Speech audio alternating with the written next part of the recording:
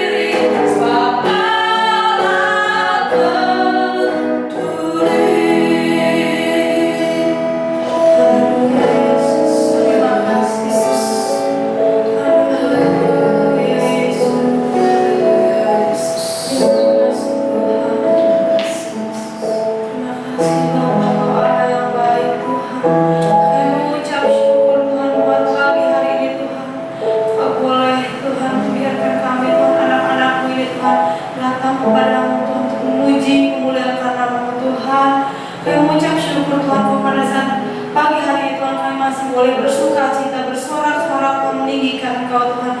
Tiba saatnya kami akan mendengarkan firman-Mu ya Bapa. Tuhan, ajar kami untuk jadi anak-anak-Mu yang taat, dengar-dengaran Tuhan, duduk diam dan mendengarkan firman-Mu Tuhan, agar firman-Mu yang disampaikan boleh tertanam, bertumbuh, bahkan berbuah dalam kehidupan kami. Terima kasih Tuhan, berkati hamba-Mu yang akan memberitakan firman-Mu ya Bapa. Kami mengucap syukur, haleluya, amin. Selamat pagi Adik-adik selamat berbakti dalam nama Tuhan Yesus. Ya, pagi hari ini kita akan mendengarkan firman Tuhan. Om akan mulai dengan cerita mengenai kehidupan anak yatim piatu di suatu tempat. Ya. Anak yatim piatu tinggal di rumah, sebuah rumah yang besar bersama-sama. Ya, yatim piatu artinya anak-anak ini tidak mempunyai orang tua. Ya, jadi mereka tinggal di rumah yatim piatu. Ya, tinggal bersama, bermain bersama, ya. Mereka mengasihi satu dengan yang lain dalam rumah ini. Ya. Tiba-tiba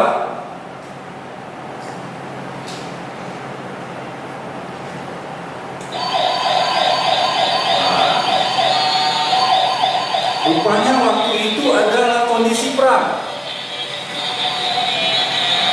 Tiba-tiba ada pesawat pengepung, ya, yang hilir mudik ke sana kemari, ya, mencari musuh. Nah, sayang sekali pesawat ini menjatuhkan bomnya di dekat perumahan anak yatim piatu. Jatuhkan, bom lagi, jatuh lagi. Ya. Kemudian ada yang mengenai perumahan anak yatim piatu ini. Wah, kasihan sekali anak-anak itu. Ya, ada yang terluka, rumahnya jadi rusak, semua lari, semua keluar. Ya. Kemudian helikopter yang membom ini pergi.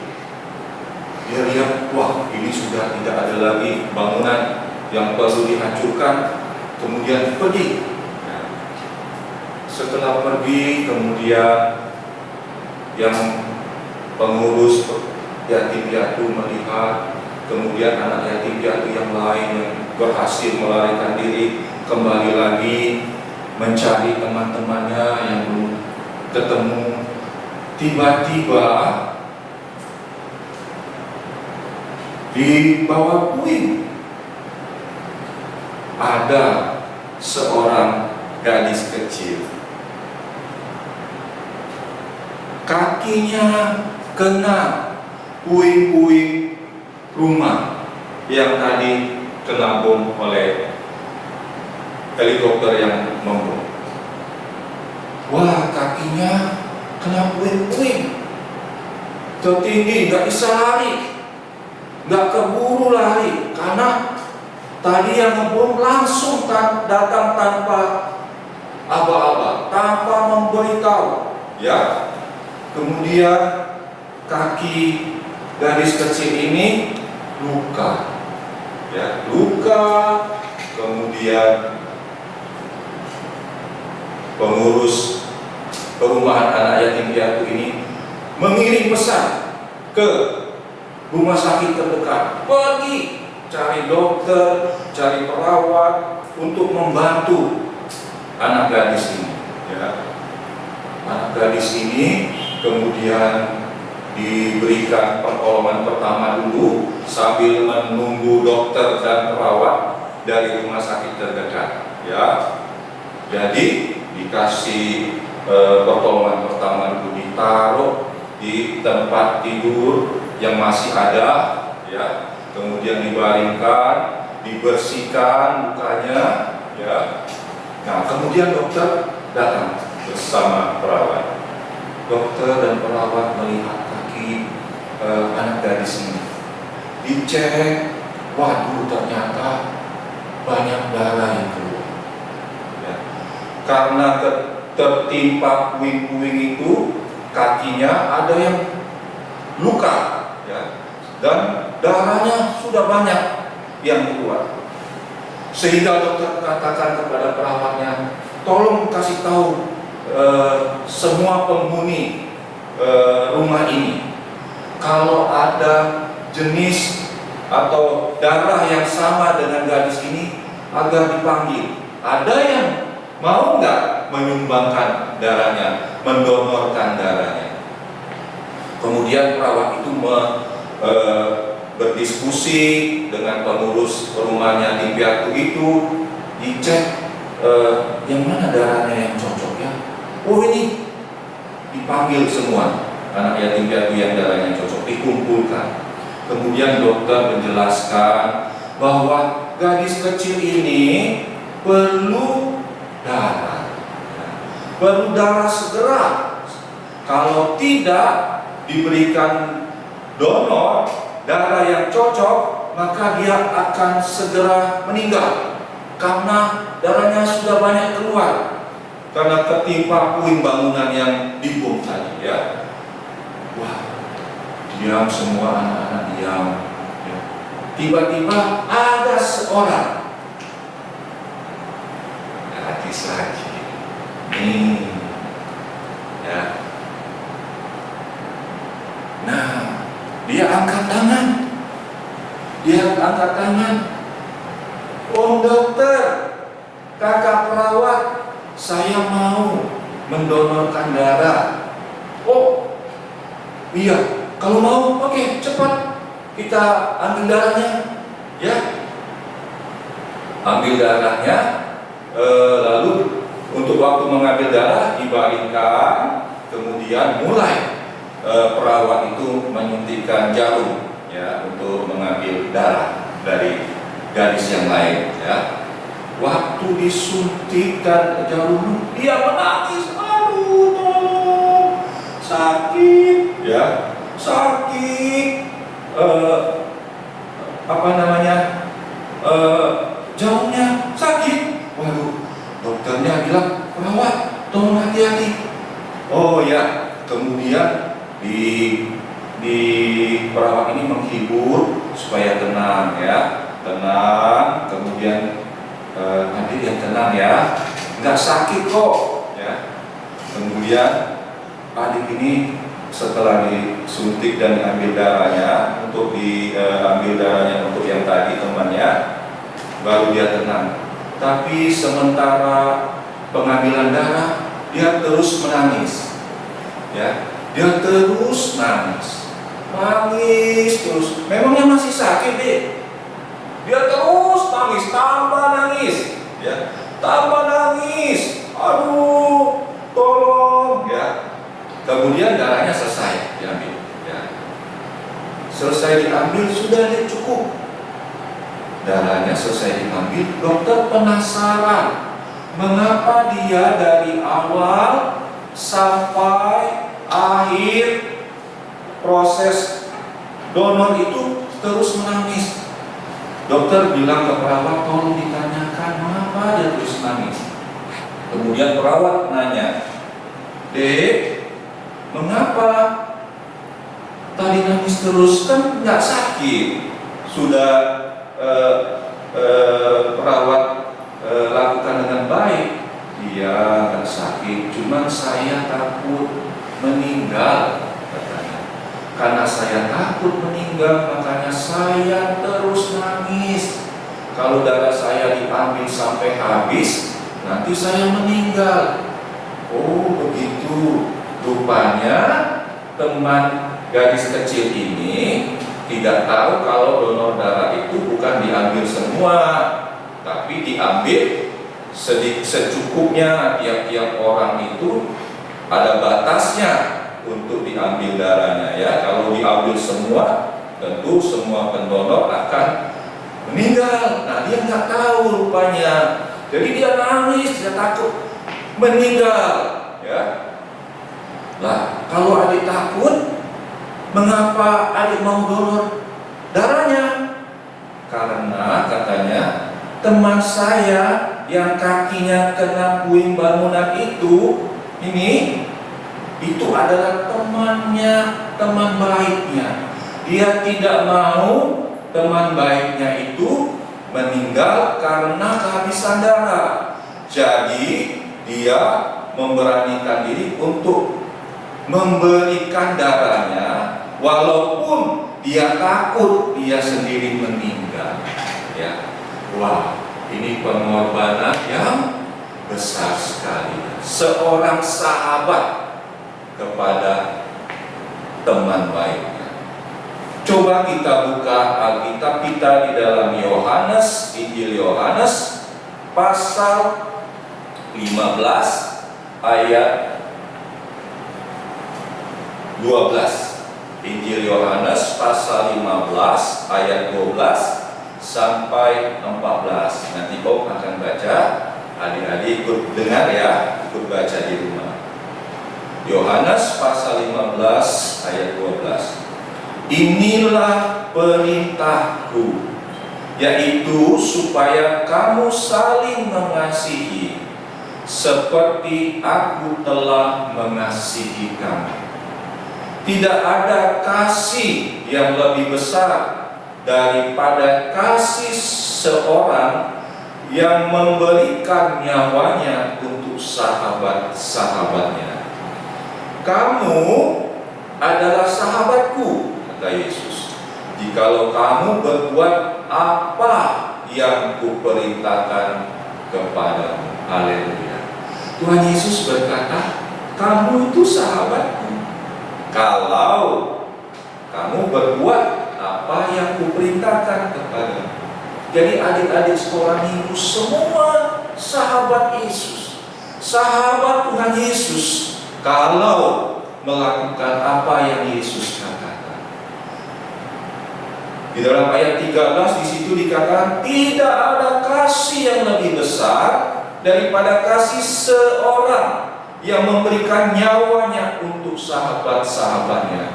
Tuhan Yesus sudah memberikan nyawanya untuk sahabat-sahabatnya, untuk kita semua.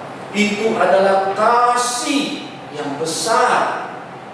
Kasih yang besar. Yesus memberikan nyawanya supaya sahabat-sahabatnya itu bisa selalu dekat dengan Yesus. Tetapi untuk dekat dengan Yesus selalu, sahabat-sahabat itu haruslah melakukan apa yang Yesus katakan supaya bisa selalu dekat dengan Yesus. Karena Yesus sudah membuktikan kasih-Nya, maka sahabat-sahabatnya, anak-anak sekolah minggu, kakak-kakak guru sekolah minggu perlu melakukan apa yang Yesus mau, apa yang Yesus perintahkan, yaitu di ayat 12. Inilah perintahku. Nah, itu perintah Yesus. Ini perintahnya, yaitu supaya kamu saling mengasihi seperti aku telah mengasihi kamu. Jadi perintah Yesus itulah, yaitu saling mengasihi. Seperti gadis kecil tadi dikasihi oleh temannya, saling mengasihi. Sehingga anak-anak sekolah minggu yang saling mengasihi teman-teman sekolah minggu, mengasihi orang tua, mengasihi kakak-kakak guru sekolah minggu, menjadi sahabat Yesus. Yesus yang sangat mengasihi dengan memberikan nyawanya bagi kita semua. Tuhan Yesus memberkati. Kita akan berdoa bersama-sama. Bapa kami di dalam sorga yang kami panggil di dalam nama Tuhan Yesus, kami mengucap syukur memiliki sahabat seperti Engkau ya Tuhan Yesus, yang begitu mengasihi kami sehingga memberikan nyawanya karena kasih-Nya yang besar, sehingga kami boleh menjadi sahabat-Mu. Biarlah kami selalu dekat kepada Engkau yang menjadi sahabat sejati kami, dengan melakukan perintah-Mu, yaitu saling mengasihi. Terima kasih banyak Tuhan Yesus. Di saat kami mengalami kesukaran, di saat kami mengalami kesedihan, di saat kami mengalami kesulitan, kami mempunyai sahabat sejati, yaitu Tuhan Yesus, yang selalu menolong, menyertai kami. Terima kasih banyak Tuhan Yesus. Terima kasih, kami mengucap syukur buat kasih-Mu yang besar dalam hidup kami. Sebab itu ajarlah kami saling mengasihi. Dalam berkat nama Tuhan Yesus, kami sudah berdoa dan mengucap syukur. Haleluya. Amin. Selanjutnya, Om dikembalikan ke WR, yaitu Kak Anja dan Kak Hana. Tuhan Yesus memberkati. Adik-adik, kita telah mendengarkan firman Tuhan tentang kasih, supaya kita terus boleh menyebarkan kasih kita kepada semua orang. Tak terbatas ya kasihnya, adik, kakak, orang tua, semuanya. Nah, minggu depan kita akan ibadah kembali di ibadah online kita di jam 11 siang. Jadi adik-adik jangan bangun siang nih, harus sebelum jam 11 sudah bangun, udah siap-siap, sudah mandi. Iya, udah segar, cantik, ganteng semuanya. Yuk kita mau tutup ibadah kita pada saat siang hari ini dengan berdoa. Mari kita bersatu dalam doa. Ayo adik-adik, tutup mata kalian ya. Kami bersyukur Tuhan buat pagi hari ini, karena Tuhan sudah menolong kami, menyertai kami di dalam kami ibadah sekolah minggu. Bapak, walaupun hanya melalui lewat online, tapi kami percaya kuasa-Mu tidak terbatas. Kau ada di tengah-tengah hari kami, Kau bersama-sama dengan mereka, Kau selalu menjaga mereka. Terima kasih juga buat firman Tuhan yang sudah pagi ini sudah Tuhan berikan buat adik-adik kami semuanya tentang kasih. Ajari kami Tuhan untuk selalu mengasihi, bukan hanya kepada sesama kami, tetapi juga kepada orang tua kami dan juga terlebih kepada Tuhan. Tuhan, terima kasih Tuhan. Kalau sebentar kami akan mengakhiri ibadah sekolah minggu kami pagi hari ini, kami mau serahkan semuanya ke dalam tangan Tuhan. Berkati kami sepanjang minggu ini Tuhan. Biarlah berkat-Mu selalu mengalir dalam kehidupan adik-adik kami semua yang ada di rumah. Jaga lindungi kami semua Tuhan. Kami hanya serahkan semuanya ke dalam tangan Tuhan. Terima kasih juga buat Bapak Jimmy yang sudah menyampaikan firman Tuhan. Biarlah Kau memberkati, Kau menyertainya. Terima kasih Bapak. Di dalam nama Yesus kami sudah berdoa dan ucap syukur. Haleluya. Amin. Sampai jumpa minggu depan adik-adik. Ayo, sampai jumpa.